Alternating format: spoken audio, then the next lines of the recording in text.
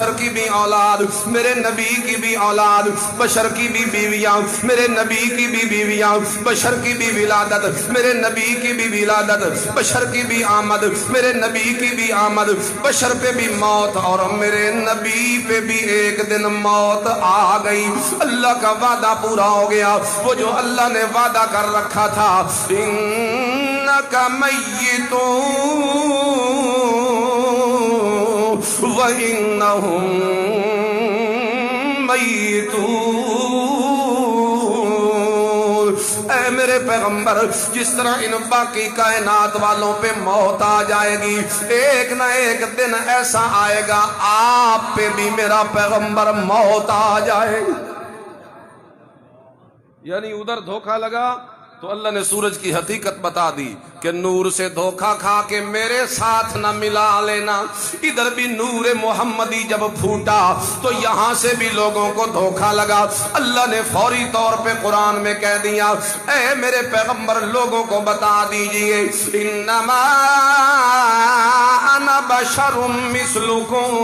میں تم جیسا بشر ہوں، یعنی بشری تقاضوں میں تو میں تم جیسا ہوں، لیکن شان میں تم جیسا نہیں۔ بالکل اسی طرح جس طرح زمزم کا پانی پانیوں میں سے تو پانی ہے لیکن پانیوں جیسا پانی نہیں، حجر اسود کا پتھر پتھروں میں سے پتھر ہے لیکن پتھروں جیسا پتھر کوئی نہیں ہے۔ بالکل اسی طرح میرے نبی بھی انسانوں میں سے انسان تو ہیں لیکن انسانوں جیسے انسان کوئی نہیں ہے۔ تو اور میں بولے منہ سے تھوک نکلے لوگ نفرت کرنے لگتے ہیں۔ میرے نبی جب بولتے تھے صحابہ میرے نبی کے لعاب کو لے کے اپنے بدن پہ مل لیا کرتے تھے۔ تیرے اور میرے بدن سے پسینہ نکلے تو بو آتی ہے، میرے نبی کے بدن سے پسینہ نکلے ام سلیم شیشیاں لے کے بیٹھی ہوتی تھی اور میرے نبی کے پسینے کے قطرے شیشی میں جمع کر لیا کرتی تھی۔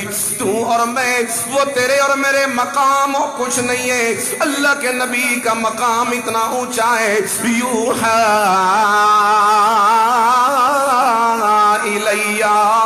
اللہ کریم فرماتے ہیں جس طرح ہر چیز کو نسبت سے کمال ملتا ہے، جس طرح ہر چیز نسبت سے بلند ہوتی ہے، جس طرح بھٹے سے اینٹیں لے کے آتے ہو، ایک اینٹ کو لگا دیا بیت الخلاء میں، دوسری اینٹ کو لگا دیا محراب میں، نسبت کی وجہ سے وہ مقام بلند ہو گیا۔ اللہ کریم اسی طرح فرماتے ہیں یوحا الیہ،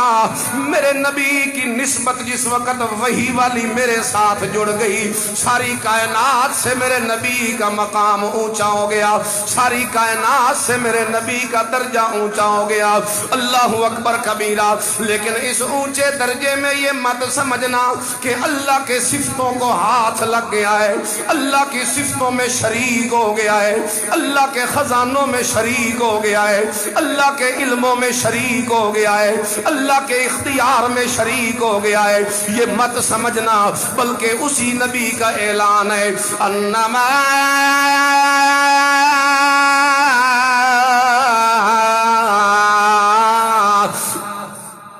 الہکم الہ واحد۔ میرے شان کو دیکھ کے دھوکہ نہ کھا جانا، میں جتنی شان والا ہوں پھر بھی تمہیں کہہ رہا ہوں کہ الہ تمہارا اکیلا اللہ ہے۔ الہ کا کیا معنی ہوتا ہے؟ آج قوم کو الہ کے معنی کا نہیں پتا، لوگ سمجھتے ہیں کہ الہ کا معنی صرف معبود ہے، اور نہیں ہو میرا بھائی، اللہ کا قرآن بتاتا ہے الہ کا ایک معنی معبود بھی ہے، توجہ میری طرف کرنا، الہ کا ایک معنی مسجود بھی ہے، الہ کا ایک معنی مشکل کشا بھی ہے، الہ کا ایک معنی حاجت روا بھی ہے، الہ کا ایک معنی داتا بھی ہے، الہ کا ایک معنی حیب دان بھی ہے، الہ کا ایک معنی متصرف الامور بھی ہے، الہ کا ایک معنی اولادیں دینے والا بھی ہے، الہ کا ایک معنی روزیاں دینے والا بھی ہے، الہ کا ایک معنی قبضے اور قدرت کا مالک بھی ہے، الہ کا ایک معنی نظر و نیاز کا مالک بھی ہے، الہ کا ایک معنی منت منوتی کا مالک بھی ہے، الہ کا ایک معنی سجدے اور رکوعوں کے مالک بھی ہے۔ یہ سارے معنی لا کے، اور اللہ کے نبی کا اپنا اعلان ہے، میرے نور سے دھوکہ کھا کے مجھے اللہ کے ساتھ ملانے کی کوشش نہ کرنا۔ نور میرا بڑا اونچا ہے، شان میری بڑی اونچی ہے، لیکن یہ اعلان میں کر رہا ہوں، شان جتنی بھی میری اونچی ہو لیکن مشکل کشا تمہارا اکیلا۔ نہ ایسے نہیں۔ آج آپ کے ہاتھ بھی بلند ہو اور آواز بھی آپ سینے کے زور سے لگائیں۔ شرم نہیں آتی ان لوگوں کو جو میلاد کے نام پہ میرے نبی کے اوصاف بیان کرنے میں وہ حد سے آگے نکلنے کی کوشش کرتے ہیں، میرے نبی کی تعریفوں کو بیان کرتے وقت وہ میرے رب کی توحید پہ حملہ کرتے ہیں۔ پہلے کہتے تھے آمد مصطفیٰ مرحبا مرحبا، اور اب کہتے ہیں داتا کی آمد مرحبا، اب کہتے ہیں مشکل کشا کی آمد مرحبا، اب کہتے ہیں حاجت روا کی آمد مرحبا۔ میں آپ کو قرآن پڑھ کے بتا رہا ہوں، میرے نبی کا شان اونچا، مقام اونچا، درجہ اونچا، رفعت اونچی، منصب اونچا، عہدہ اونچا، لیکن اس سب کے باوجود قرآن کا عقیدہ یہ ہے کہ مشکل کشا اکیلا، حاجت روا اکیلا، غیب دان اکیلا، غوث العظم اکیلا، بگڑیاں بنانے والا اکیلا، کائنات کا علم رکھنے والا اکیلا،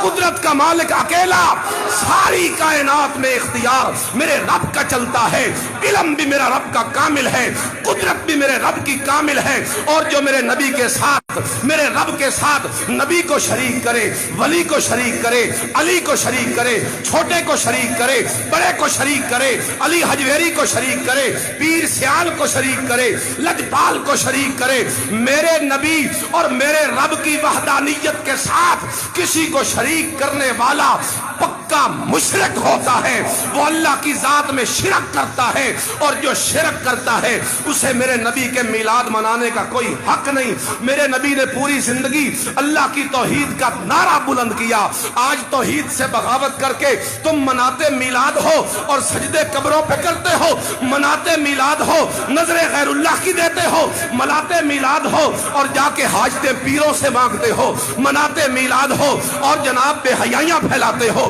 مناتے میلاد ہو عورتوں کو سجا کے تم لے آتے ہو جلوسوں میں۔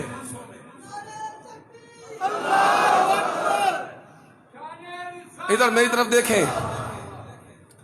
بڑی بڑی نئی چیزیں پہلے ہوتی تھی جناب، پہلے نکلی مدنی جلیبیاں، پہلے کیا نکلی؟ ساویاں، پھر نکلا مدنی ملک شیک، اب نکل آئی مدنی داڑھی کو کیا ہوا ہے سبز، اور پھر اس سے آگے معاذ اللہ کئی لوگوں کو دیکھا جاتا ہے چپل پہنی ہوئی ہے گرین کلر کی۔ ہائے ہائے ادب کر، بے ادبی سے باز آ جا ورنہ محمد کا دیدار ہرگز نہ ہوگا۔ اب نئی چیز آ گئی، یہ فیس بک پہ گھوم رہا ہے وہ ملتان کا اس جلوس کا کلپ جس میں ایک ملتانی پری کو لا کے بٹھا دیا گیا ہے حور بنا کے، معاذ اللہ ثم معاذ اللہ میرے نبی کے جلوس میں، اور تم اہل توحید کو کہتے ہو کہ تم جناب میلاد مناؤ کیونکہ میلاد سے توحید زیادہ واضح ہوتی ہے، اور میلاد سے توحید واضح کرنے کے لیے ہمیں بدعتیں کرنے کی ضرورت نہیں ہے، توحید قرآن سے واضح ہوتی ہے، توحید میرے نبی کی سنت سے واضح ہوتی ہے، توحید کو واضح کرنے کے لیے ہمیں بدعت کرنے کی ضرورت ہے۔